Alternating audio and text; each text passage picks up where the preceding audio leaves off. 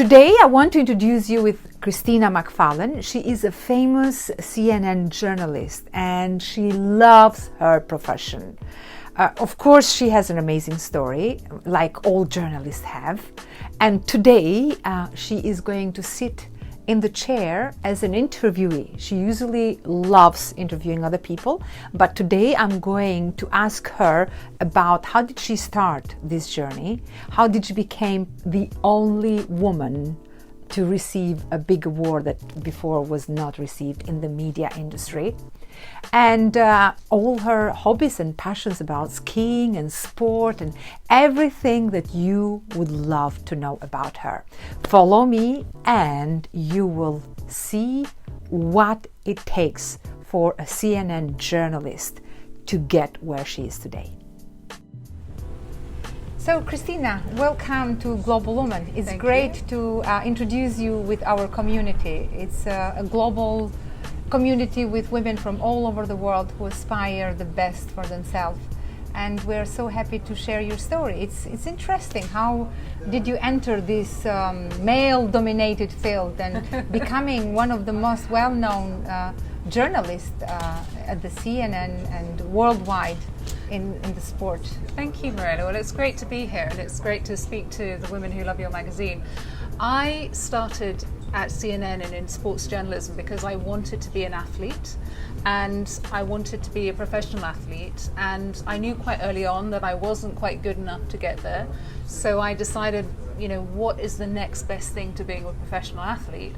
And it's being a sports journalist. So I started when I was 23 and I interned everywhere I could possibly get a position, and I basically worked really, really hard to work my way up, learning on the job and learning as I go, and it was tough. There weren't many people who looked like me when I first started the industry, and I was What do you mean that people didn't look like you? How different it felt, and why did you feel different? There were females working in sports, but not many, And my first job, I worked on a desk with 20 men who were all older than me. And, also I'm not white. I'm mixed race myself. My mother is Indian heritage, my father is Scottish. So I didn't see many people that looked much So you're like not blonde.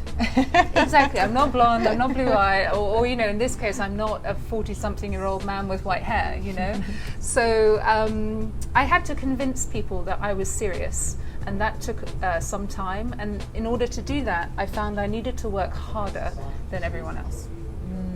So, of course, any media industry, especially when you speak about CNN and big, medias like this, it's really tough and very hard. But especially when you also have that ambition to enter like this territory where it's all dominated by men, as you said.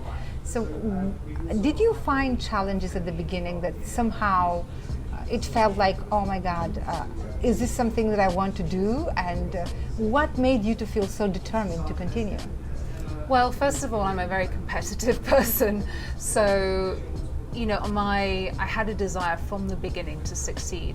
It was difficult to do that because in this industry, it's hard to find people sometimes to back you. But once early on, I'd found people who saw some potential in me. Those were the people that kind of helped to unlock the industry for me. And I was quite stubborn about what I wanted to do. I think you have to be to work in this industry. And CNN was fantastic because it was the first place that I arrived when I was quite young in my 20s that I really felt at home, and it gave me an entire global, perspective on the world because there were so many opportunities to go and do so many things. I think in my 10 years at CNN, I've traveled the world with this job. I've covered every major sporting event from the Olympics to, the Grand Slams in tennis and the Open Championships in golf, the majors. And every time you cover an event like that, you feel like you're part of history and you feel determined to do more of it. So that's really what spurred me on. My goal in life was actually to broadcast at the Olympics because I always wanted to compete at the Olympics. So it was a big moment for me when I went to the Rio Olympic Games. That was my first Olympics. And that was a goal I'd set myself 10 years ago, and I made it, and it was a proud moment. Yeah, it's such a journey, and of course you have achieved a lot of things to make yourself proud. Do you remember also some challenges, some tough experiences that probably you still have with you and you share sometimes as part of your journey? There have been occasions when I've been on assignment overseas where you have to deliver, and it's not always easy to do that in sports, because sportsmen and women are quite temperamental, and you have to convince them often to want to speak to you. I flew to South Africa to interview one athlete once, and he was so evasive that on the final day of my shoot, I've been there for 7 days, and finally I managed to get him. My flight was in 3 hours' time. Wow. I got to the airport, I think it was about 20 minutes to spare, and I've been there the whole week just to speak to this one athlete.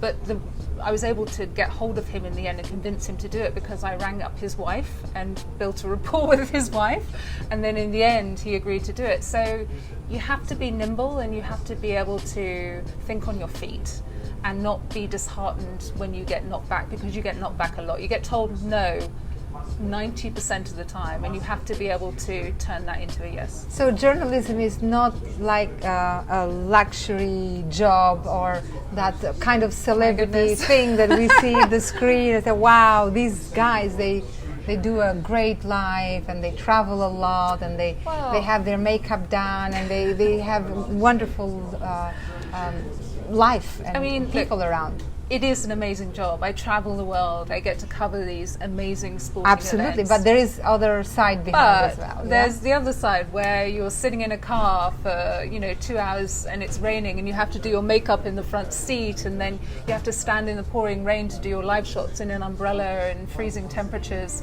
Or, I was broadcasting last year in Japan during the Rugby World Cup, and a typhoon came through Tokyo. Wow. And I had to turn to reporting on the typhoon. And, you just get thrown all these different scenarios, and you have to respond to it. You have to be a journalist across the board. But, the difficulties are what make it worthwhile for me, because those are the moments that I'm most proud of when I look back and I know that I have overcome that to deliver something that is different and original, and I think that's what keeps me going in this industry. Well, that tells a lot about you, and everything you have achieved is not by accident. It's as a result of your ambition, and also being determined to do something that is meant to be great. Yes. And not settle for less. So you are also the only woman that you received a big award in the sports awards ceremony. How does that make you feel? Because that's a big achievement. I think that was the biggest achievement of my career, really.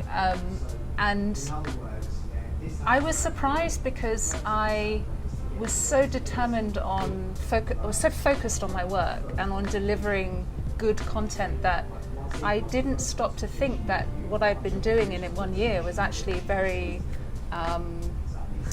it was very high level journalism. So to be recognized for your work when you're in a room full of 1,000 people in the industry it's the best feeling you could ever have. I was surprised also because there were 5 male nominees, and I just didn't expect it to go that way. But to be the first woman makes me feel like I'm taking steps for women, and that makes me extremely proud. Well, that's a sign to tell us that the hard work pays you back. Yeah. And everything that you shared with us, it's a fact that if you really are passionate about something, if you do everything it takes to deliver high standards, somehow it will come back. Yes. So can I know a little bit more about your upbringings, your childhood? Did you always wanted to become like a sports journalist, or I know you loved sports, but combining sports and media, it looks like a great combination. I wanted to be an Olympic rower. That's what I wanted to be. So I played sport my whole life. And I first of all wanted to be an Olympic hockey player. because my best friend is one of my close friends at school. She went on to captain England in the hockey, but I wasn't good enough. So then I started rowing, and I wanted to be an Olympic rower, but I wasn't quite good enough. So this really shaped me in wanting to move into sports journalism. But I have to say, the first job I ever had in sports journalism, I did tell a white lie to get the job. I said that I knew what I was doing when it comes to sports broadcast, and I had absolutely no idea. So I was in a production role for this company, and I had to figure it out on the spot, and I had to it was sink or swim. And luckily I swam, and no one ever found out, so it was okay. But I was lucky. I think I was lucky, but I also made my own chances. Do you think that we are lucky, or we make our luck? I think we make our luck. And I think in this industry, and just across every industry, especially with women, you have to be willing to take chances. You have to be willing to take risks. I would not have got to where I am now if I hadn't to take several risks along the way. And I think sometimes, we're told no, and we're told, that you're wrong, or that it's, that is not your role. But really, in order to get ahead and to progress yourself, you need to listen to the inner voice within you. You need to, trust yourself and understand that you know what you're doing. And I think, especially as women, we have this tendency to have this impostor syndrome. I shouldn't be here. I shouldn't be doing this. I shouldn't be in this role. For me, the hardest thing to overcome has been that in my career, and it wasn't until I overcame that, and that really has been in the last couple of years, that I began to really find my voice and find my path, really. That's so true, because most of the time it's very important the environment that we are in and people that we surround with. Because if we listen to these external voices that who you think you are, you're not good enough, this is not for you, then we become that person. We do. But then we start believing, and that voice of other people becomes our voice. So I find it very interesting, and is really good that when we manage to challenge these voices and find and discover and tap into the clear inner voice that is ours. So it looks like you definitely have found that, and as a result, I think probably you have had some amazing people around that also supported you and lifted you. So who would be these people that probably you would say thank you for what they have done to support you? My bosses at CNN. I walked into CNN as an intern, and there's my sports boss in particular, never said no to me.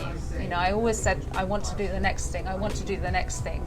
And I think because I showed ambition and I worked really hard, he always gave me the opportunity. And I think without him, I wouldn't have seen the progression that I needed. But also, I think it's important he was a man, because I was just about to say, it's great that we have support from men sometimes. I think it's just as important. I mean, female mentors are, as a woman working in the industry, especially in media, there's a lot of pressure on you to look a certain way, to be a certain way. Discussion about when you're going to have children and how it all plays out. And having female mentors around me has certainly helped to figure out all of that. But it's very important in sport, I think, to have those male influences who are willing to back you and willing to go out on a limb. And this sounds quite cliche, but the final person that's really helped me has been my husband. He's a journalist as well at CNN, and he has pushed me to keep going. Every time I've thought I shouldn't be doing something, he's given me a prod and said, you need to keep doing this. That's so good to hear. Which, I think it's a funny subject, isn't it? But I think, when you come to a partnership like that, you need to find someone who isn't going to step in your way, that someone is actually going to help you get there, and that's what he's done. Sometimes it happens that when you are working in the same industry with your partner, with your husband, at some point it just comes kind of competition. Do you sometimes talk about it? Or? I mean, we're lucky because he works in a different department. Yes, he's a foreign correspondent, and I work largely in sports. So we are able to meet and discuss ideas and discuss stories And because he's also a very experienced journalist, you know, we can have a conversation and it doesn't overlap too much. But I must admit, you know, he wins a lot more awards than I do. So sometimes, you know, I would like it if I could have more space on the mantelpiece at home, because I think he has like 4 Emmys now or something, and I have my Sports Journalism Award. But it doesn't matter. I think we're in harmony, and I think that's the most important thing. Also, before we started this interview, we talked a little bit about your mother. Oh yes. And I'm very curious to know a little bit more, because she's not only an important person in your life, but also she has also been very outstanding with her career. She has, and I've neglected to mention her when really I should talk about my mother. She is the biggest influence on my life. You didn't neglect, because you're telling me about her all the time before we started. She's not watching. She'll be annoyed.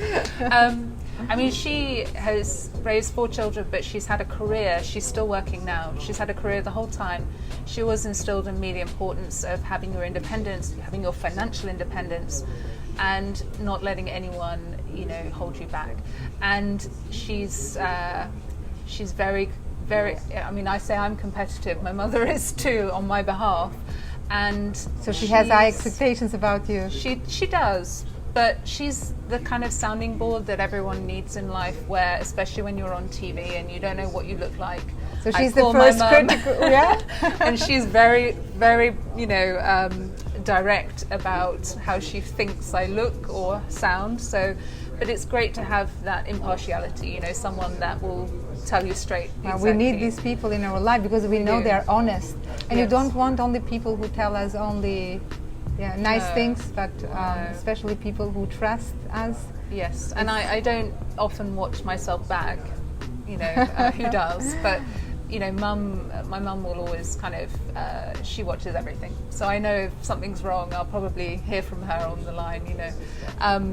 But she's been an incredible support. I mean, like I say, it's a whole range of people who've helped me get to this point. And now look where we are with 2020 under very unpredicted circumstances. You are broadcasting from home. Yes. How you're coping with this? It's been crazy. It's been different, I tell you that much. We were due to move into our new studios in London the week that lockdown happened. Instead, we ended up, my husband and I, setting up a broadcast position in our bedroom upstairs at home. And for the past 6 months, I have been broadcasting from my iPhone at home and going live around the world. And it's changed the industry. It's changing the industry. The realization that we can do these things and we don't have to have, you know, the big studios, the bright lights. You know, it's obviously better. It looks better, but you know, you can actually now broadcast from anywhere in the world and at any time, and you can do it on an iPhone from your bedroom. And before February of this year, I would not have thought that was possible. So everything is possible. Be interesting to see when lockdown hopefully is over, how much we will go back to the old ways and how much the new ways will begin to shape how we do things. And if I ask you, where do you see yourself in 5 years? Is it a difficult question under the circumstances? Or? I only ever think a year ahead, because I always set goals for myself. I think that's, you know, I always set goals, yearly goals, so I never think 5 years ahead. But I have to say I have recently moved into doing news presenting for CNN. I've done sports now for 10 years. I'm looking for a new challenge in some ways. I love sports. I still want to do it when I can, but I think for me in the future, moving into news presenting and news broadcasting is probably where I want to go. Working at a network like CNN. You love news, yeah? I love news. And working at a network like CNN, you can't help but be drawn into the news agenda of the day. You know, sports is a small part of that, but you can't also live through Brexit and, you know, the Trump presidency and these big events shaping our lives and not feel like you want to be part of that. So I think for me, I will probably naturally move in that direction in the next couple of years.